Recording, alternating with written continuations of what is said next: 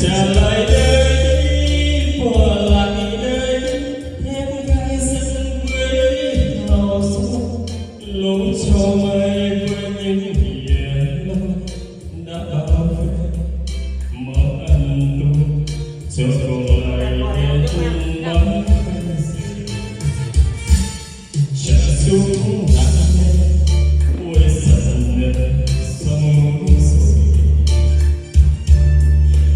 sông em chưa về quê tìm tuổi thơ mong năm nào vui cùng xuống những nàng cháu với cây đa thương chút nàng cao với con đây có chiếc cầu tre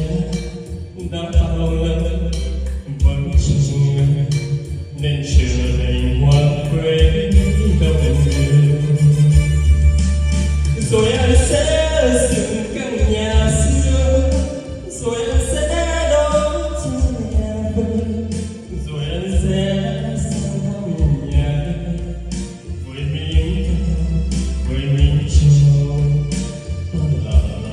yêu nhau